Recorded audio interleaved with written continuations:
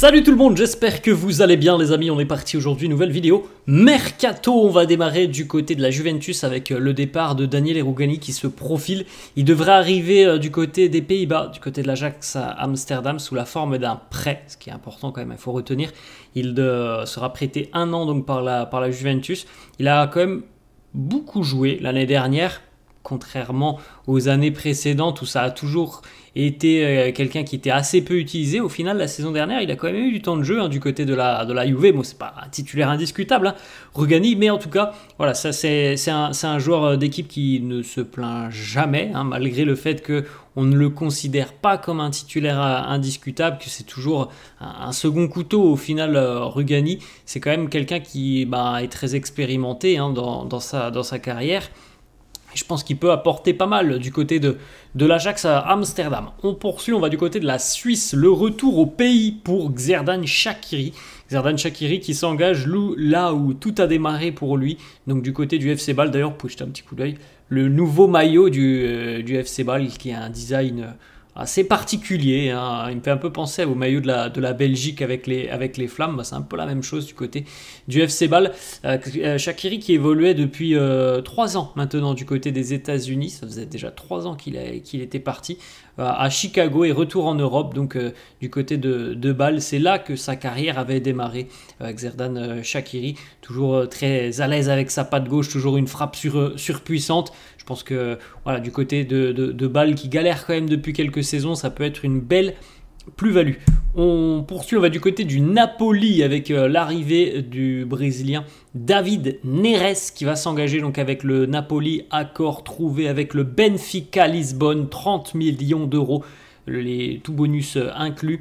David Neres qui sort de quelques belles saisons du côté du Benfica Lisbonne, lui aussi passé par l'Ajax. C'est vraiment un profil intéressant. Alors il va avoir sa première grosse expérience dans un championnat du top 5.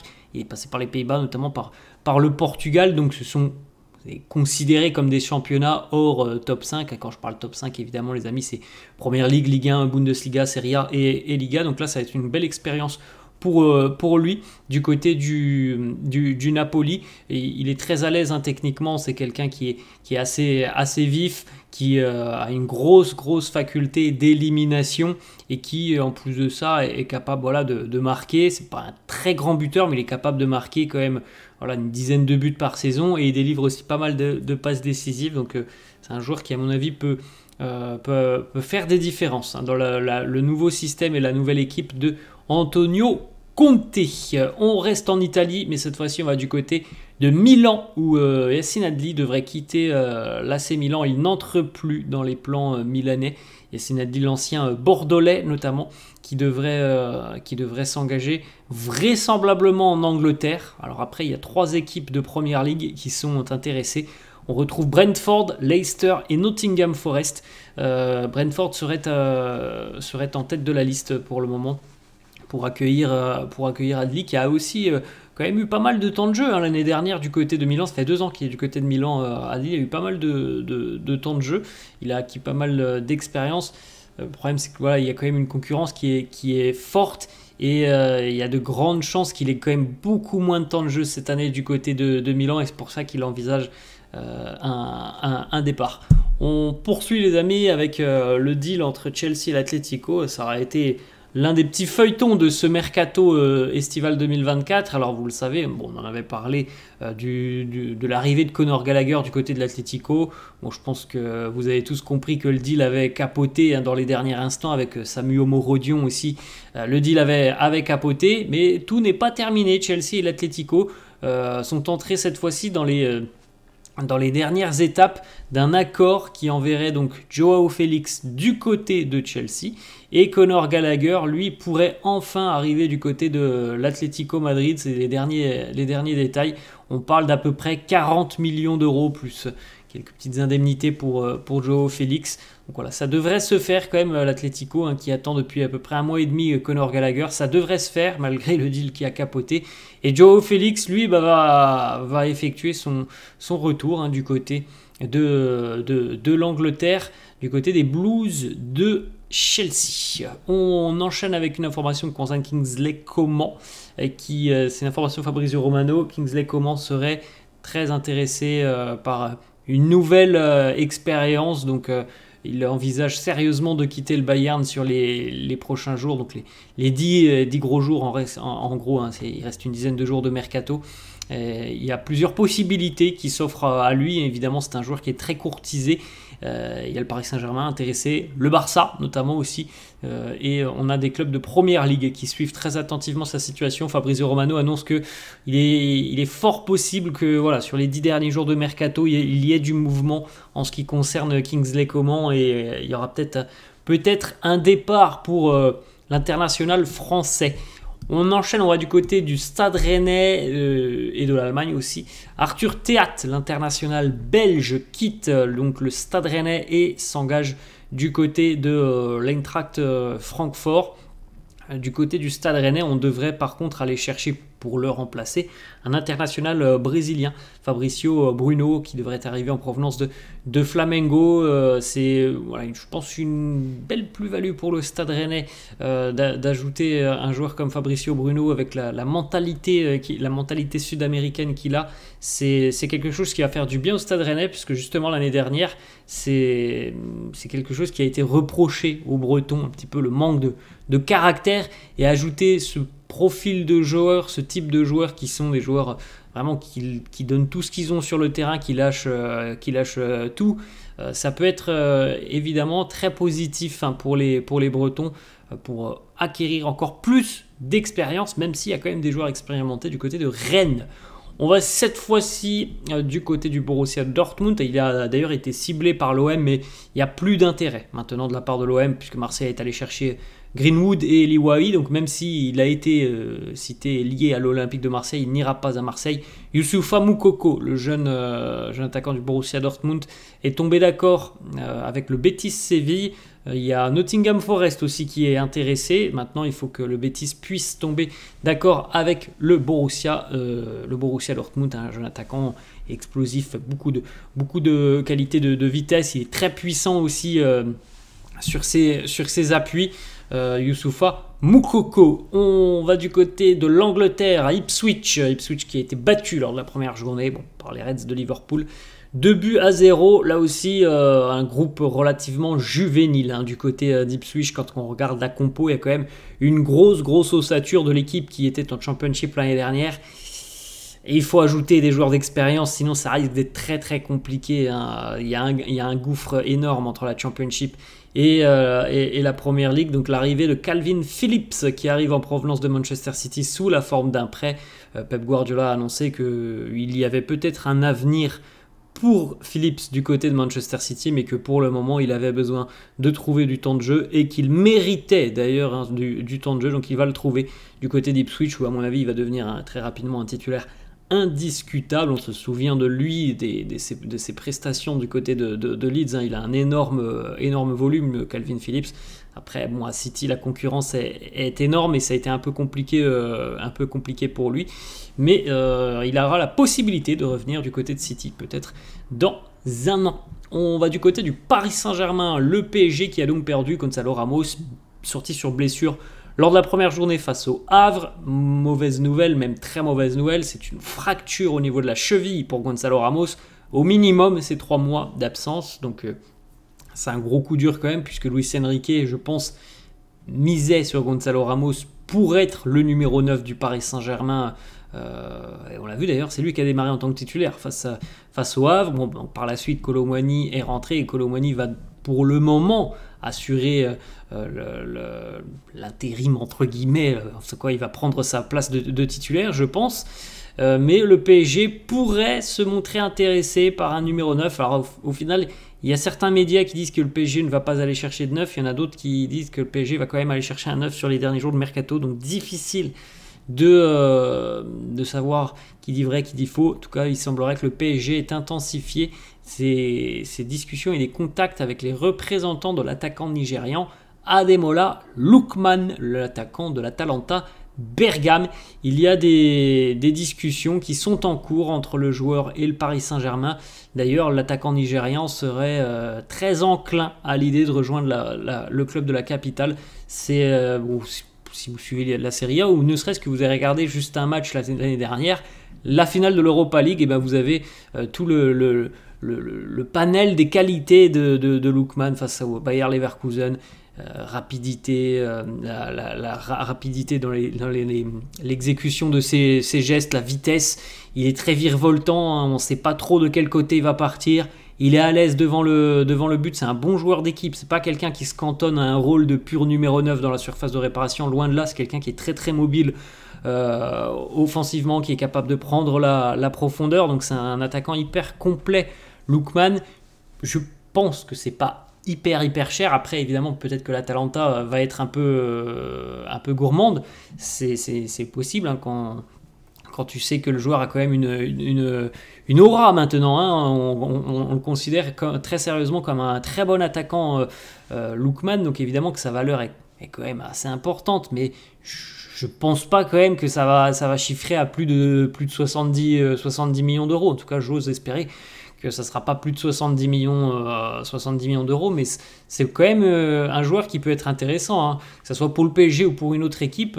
Attention, les 10 prochains jours, ça pourrait être un gros renfort s'il arrivait du côté de Paris. On poursuit, on va du côté de l'Angleterre. Wolverhampton est en pleine bataille avec le Fenerbahçe, avec Séville et aussi l'Olympique de Marseille pour signer Ansu Fati sous la forme d'un prêt en provenance du Barça. Ansu Fati, on espère surtout pour lui qu'il va pouvoir être en mesure d'effectuer une saison complète et sans blessure. C'est vraiment ce qui lui pose problème à Ansu Fati. Malheureusement, les gros pépins physiques qu'il a connus, c'est des mois d'absence à l'infirmerie. Donc il faut espérer que physiquement ça puisse tenir, parce que c'est un joueur aussi qui a énormément de qualité, il fait beaucoup de différence, c'est un bon buteur, Ansu Fati. Donc pour se relancer, il y a les 4 clubs qui sont cités sont quand même des clubs, je trouve, plutôt intéressants pour se relancer. Après, bon, évidemment, le voir en Ligue 1, ça serait exceptionnel, mais peut-être qu'il priorise l'Angleterre, on ne sait pas, hein. Il avait déjà évolué du côté de Brighton, bon, malheureusement là-bas aussi il avait été blessé, mais peut-être qu'il il se dit je peux continuer en Première Ligue, le championnat me correspondait, je ne sais pas. En tout cas, c'est une éventualité aussi, hein, qu'il quitte le Barça sous la forme d'un prêt. On poursuit, on va du côté de Milan. Enfin, la fin du dossier, ça tardait un peu, ça faisait 2 mois qu'on en parlait. Youssouf Fofana rejoint donc l'AC Milan en provenance de l'AS Monaco. Le milieu de terrain international français s'engage donc du côté des Rossoneri contre 25 millions d'euros, contrat jusqu'en 2028 pour le milieu de terrain français. On va du côté cette fois-ci de Marcos Alonso, l'expérimenté Marcos Alonso qui sort donc de 2 saisons du côté du Barça, où au final il est sans club, hein. Maintenant il n'est plus sous contrat. Marcos Alonso, selon Fabrizio Romano, il aimerait revenir en Angleterre, hein, lui qui a très longtemps évolué du côté de Chelsea. Il aimerait pourquoi pas tenter l'aventure du côté de Manchester United. Bon, on verra.